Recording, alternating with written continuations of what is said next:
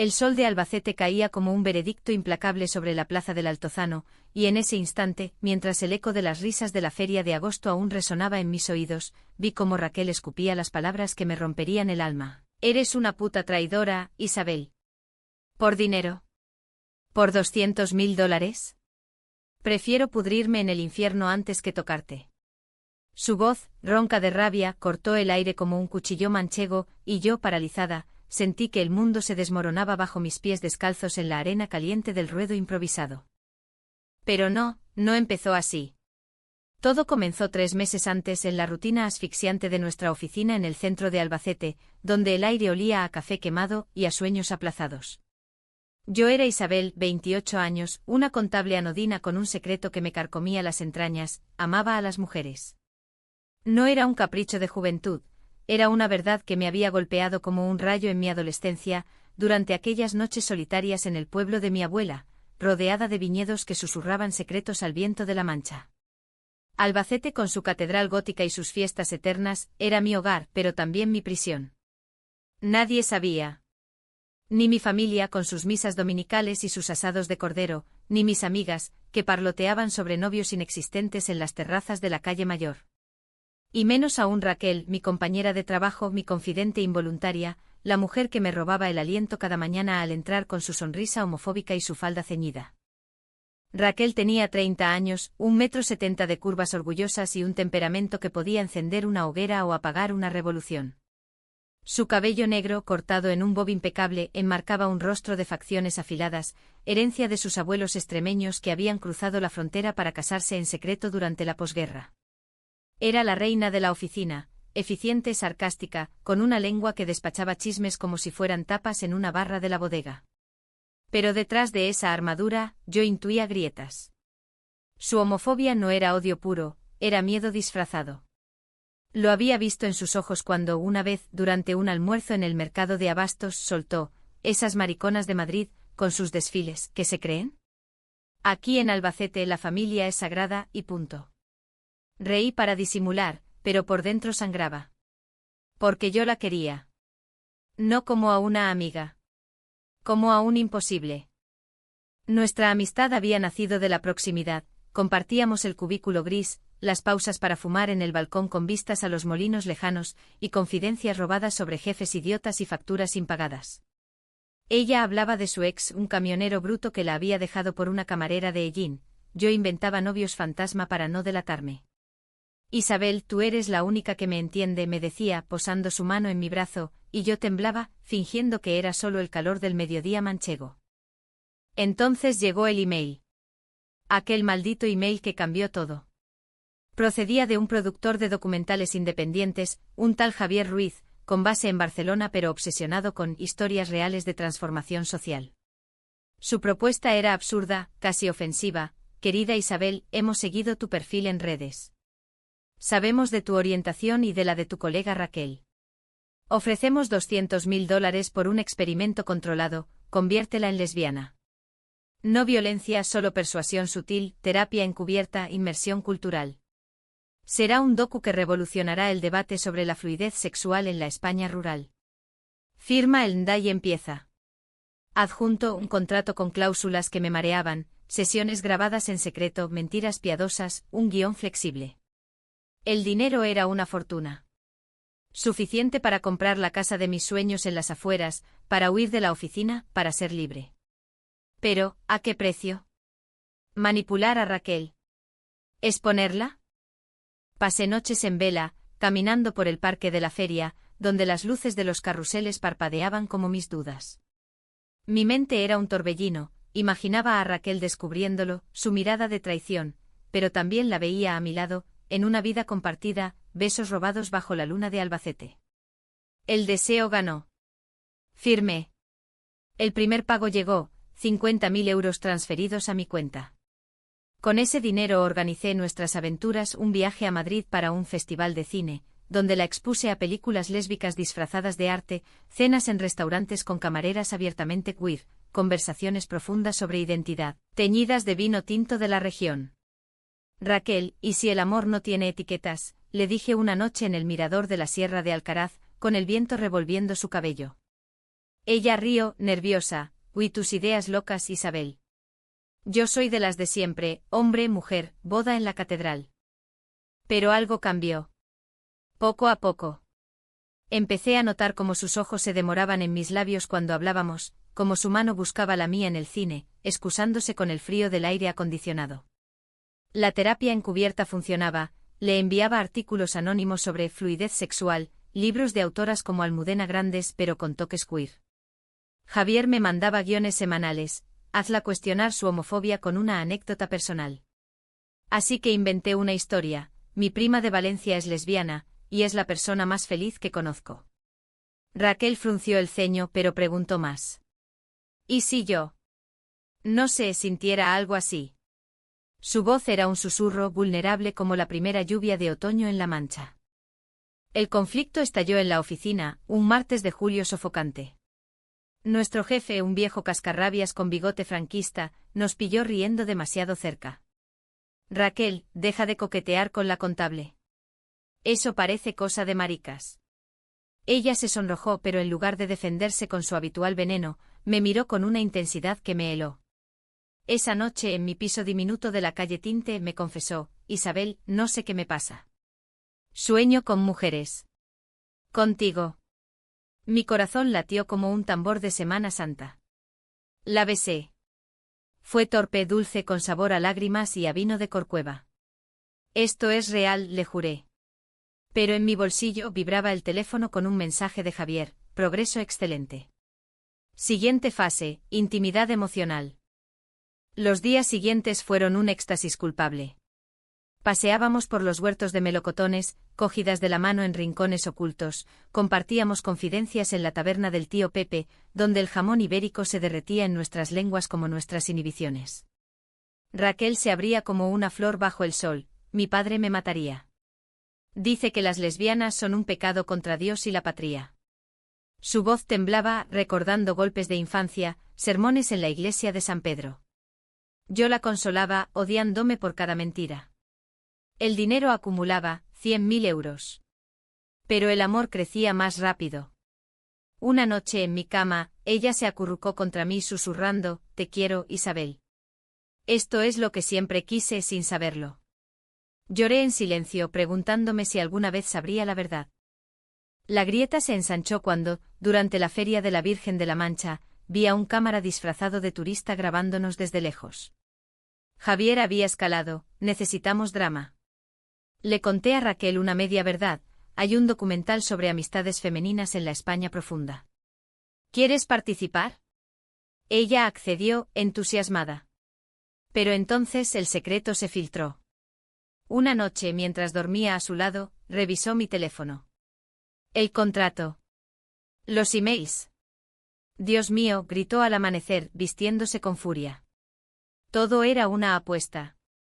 ¿Me convertiste en esto por dinero? Eres peor que un proxeneta.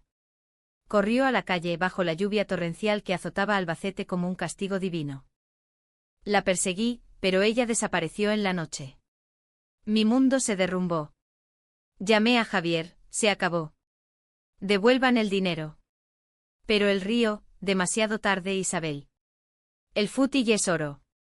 Y tú, ya eres parte del show. Los días siguientes fueron un purgatorio personal, un exilio en mi propia ciudad. Albacete, con sus calles empedradas y sus plazas llenas de vida, se convirtió en un laberinto de recuerdos acusadores. Cada esquina me traía el eco de su risa, el puesto de churros en la plaza del mercado, donde habíamos compartido el primer beso robado, el puente sobre el río Almansa, donde ella me había confesado sus miedos más profundos. Isabel, ¿y si mi familia me repudia? Mi madre aún reza porque encuentre un buen chico de la región. Sus palabras ahora eran puñales. Me encerré en mi piso, ignorando las llamadas de la oficina, devorando manchegas solitarias frías mientras el contrato de Javier ardía en mi mente como una herejía. Raquel no respondía. Bloqueó mi número, mi Instagram lleno de fotos nuestras en las fiestas de moros y cristianos. Intenté acercarme, dejé flores de romero en su puerta, notas garabateadas con promesas de verdad. No fue solo por el dinero. Te amo de verdad. Por favor, hablemos. Pero el silencio era su respuesta, un muro más alto que las murallas medievales de la ciudad. En la oficina, el rumor se extendió como reguero de pólvora: Raquel está destrozada. Dice que Isabel la engañó con una secta de lesbianas. Nuestras compañeras, con sus crucifijos discretos y sus juicios velados, me miraban con lástima homofóbica. Pobre Raquel, caer en las garras de... Ya sabes. Quería gritar, no fue así. Pero el nda me amordazaba. El conflicto interno me devoraba. ¿Quién era yo? ¿La amante traidora o la víctima de un experimento cruel? Recordaba mi infancia en los olivares, donde mi abuela me contaba cuentos de amores prohibidos en la época de Franco, mujeres que se besaban a escondidas en las cuevas de la sierra, perseguidas por la Guardia Civil. El amor verdadero siempre encuentra su camino, mi niña, decía ella con sus manos arrugadas tejiendo encaje. ¿Era esto mi camino? ¿O solo un atajo pavimentado con mentiras? Javier me acosaba por email: el público ama el drama. Graba su rechazo. Doble pago si llora en cámara. Lo bloqueé, pero el daño estaba hecho. El dinero sucio en mi cuenta me quemaba, doné la mitad a una asociación LGTB en Toledo, pero el resto lo guardé como un pecado original. Una semana después, el destino o el diablo intervino. Era un sábado de procesión por la Virgen de los Llanos, y Albacete bullía de devotos con velas y rosarios. Yo vagaba por la calle de la feria con el corazón hecho trizas, cuando la vi, Raquel, del brazo de su hermano mayor, un tipo fornido con tatuajes de la Legión y ojos que escupían fuego. Él era el guardián de la familia, el que había heredado el odio del abuelo: las desviadas no entran en esta casa. La arrastraba hacia la catedral, pero ella se resistía, pálida como un fantasma. Nuestras miradas se cruzaron. En la suya, no solo ira, dolor, confusión, un anhelo traicionado. Corrí hacia ellos. Raquel, por Dios. Déjame explicarte. Su hermano me empujó. Lárgate, puta. Has corrompido a mi hermana con tus vicios de ciudad. La multitud murmuraba, cruces alzadas como escudos. Raquel se soltó gritando: déjame, Paco. Esto es entre nosotras. Por un instante el mundo se detuvo. Ella me miró, lágrimas surcando su rostro. ¿Por qué, Isabel?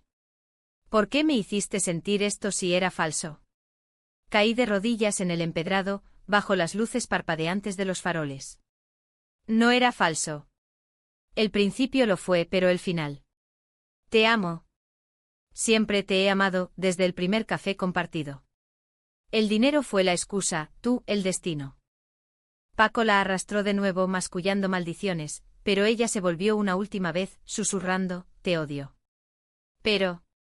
duele más que nada.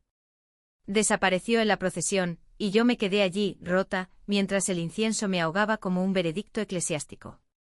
Esa noche, sola en mi balcón, bebí hasta el amanecer, recordando sus caricias, su risa ronca al amanecer. El amor, pensé, es como el vino de la región, dulce al principio, amargo si se deja fermentar en secretos. El giro vino de lo inesperado. 2 días después, un sobre anónimo en mi buzón: fotos granuladas de Raquel en una clínica de Madrid, con moretones en los brazos. Su hermano la había convencido de una terapia de conversión, de esas reliquias franquistas que aún acechaban en las sombras de la España profunda. El corazón se me paró. Javier, el cabrón, había filtrado el secreto para aumentar el drama. Llamé a todos, asociaciones, abogados, hasta la policía local. Nada. Pero una amiga de la asociación LGTB, una activista de Cuenca llamada Marta, me dio una pista: Raquel había escapado, estaba en un refugio en las afueras de Albacete, cerca de los campos de azafrán. Conduje como una posesa por carreteras secundarias, el paisaje manchego desdibujado por lágrimas. El refugio era una casa antigua con paredes encaladas y un jardín de lavanda que olía a libertad frágil. La encontré en el patio fumando un cigarrillo con manos temblorosas, su cabello desordenado, ojos hundidos por noches sin sueño. Vete, dijo al verme. Pero no me moví. No hasta que escuches. Fui una idiota, Raquel. El dinero me cegó, pero tú me abriste los ojos. No te convertí, tú me convertiste a mí en alguien mejor. Y peor, al traicionarte. Ella tiró el cigarrillo, aplastándolo con el pie como si fuera mi corazón. Mi familia me desheredó. Mi hermano dice que soy una vergüenza para el apellido. Y todo por esto. Señaló entre nosotras un gesto vago que abarcaba besos, promesas, mentiras. Nos sentamos en un banco de piedra, bajo el sol implacable, y por primera vez hablé sin filtros. Le conté mi secreto, la soledad de ser lesbiana en Albacete, los rechazos pasados, el pánico de la soledad eterna. Te usé, sí. Pero te amé más. Y lo sigo haciendo. Lágrimas rodaron por sus mejillas, y por un milagro su mano buscó la mía. No era perdón, era un puente frágil sobre el abismo. Esa tarde planeamos. Ella se quedaría en el refugio, yo contactaría a Javier para un contraataque, filtrar su nombre, exponer el experimento como abuso. Hagámoslo juntas, le dije. Ella asintió, pero en sus ojos la duda, ¿y si no puedo perdonarte del todo? ¿Y si esto me destruye? El conflicto era palpable, un nudo gordiano de amor y traición. Pero en ese abrazo tentativo bajo el cielo estrellado de la Mancha, sentí un atisbo de redención. O de ruina. Mientras tanto, la oficina era un hervidero. Llamadas de periodistas, ¿es verdad lo del documental? ¿Raquel es lesbiana ahora? Mi jefa, una viuda devota, me despidió por escándalo moral. Caminé por las calles, sintiéndome como una paria de las novelas de Galdós, pero con un fuego nuevo, el de la verdad. Encontré trabajo temporal en una librería de la calle Ancha, rodeada de volúmenes de Lorca y sus amores prohibidos. El amor es un río que arrastra, recitaba en voz baja, esperando que Raquel volviera.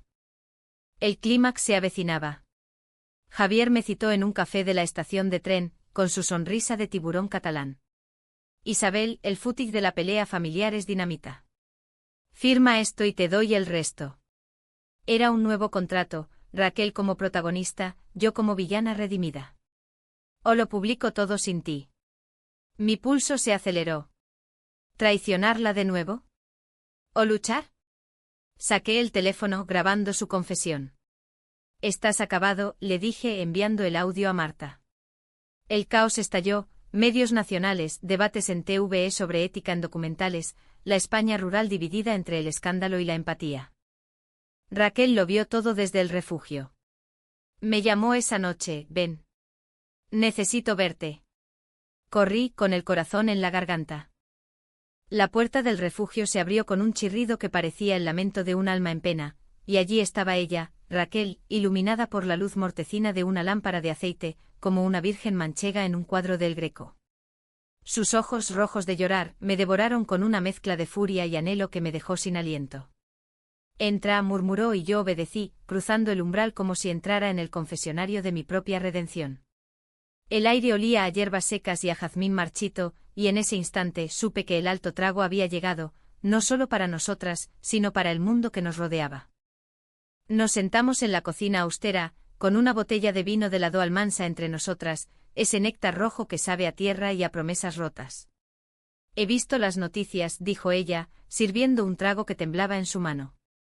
Tu grabación a ese hijo de puta de Javier. Lo has destruido todo. Por mí. Su voz era un hilo frágil como el encaje de bolillos que su madre tejía en las tardes de invierno. Yo negué con la cabeza, las lágrimas quemándome los ojos. No por ti sola. Por nosotras. Por el amor que merecemos, sin cámaras ni contratos. Fui una cobarde, Raquel. Creí que el dinero compraría la felicidad, pero solo compró dolor.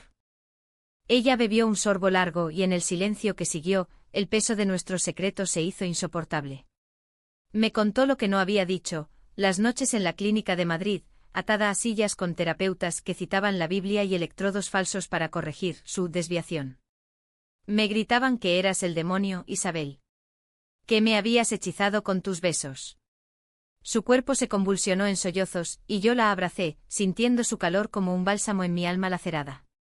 Lo siento tanto, susurré besando su frente salada. Pero míranos, sobrevivimos. Como las mujeres de la posguerra, que se querían en las sombras de los olivares.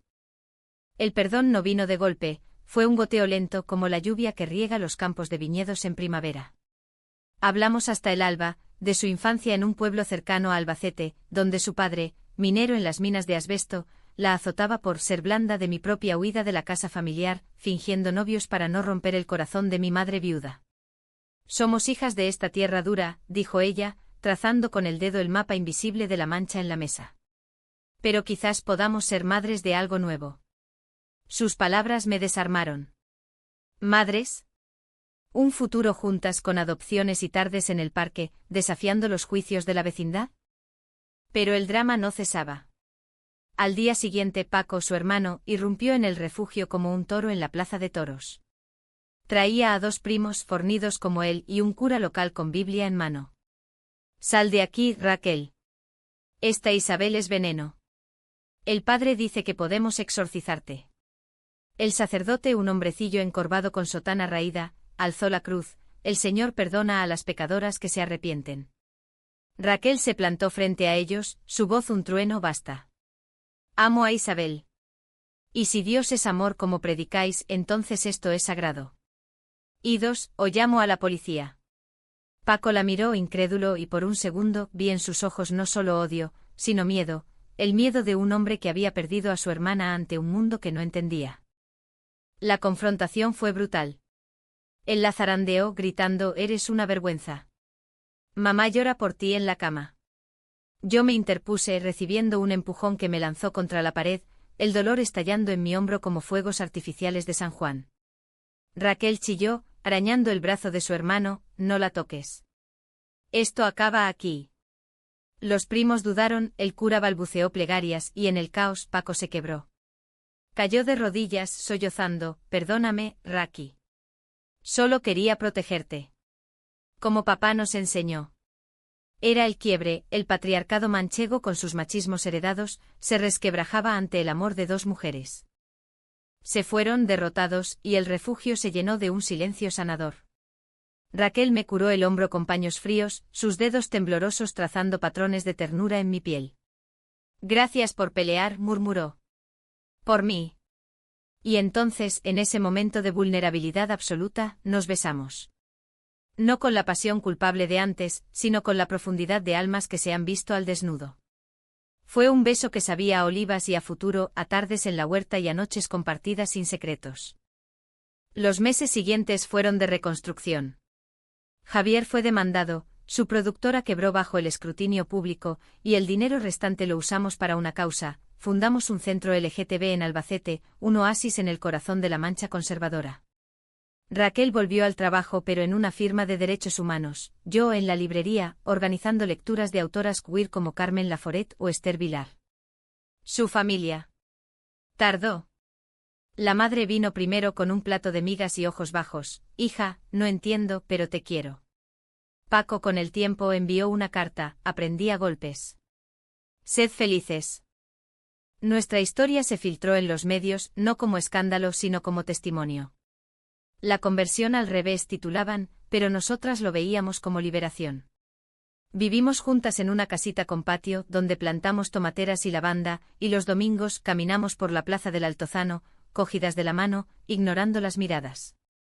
El amor, descubrimos, no se convierte, se revela.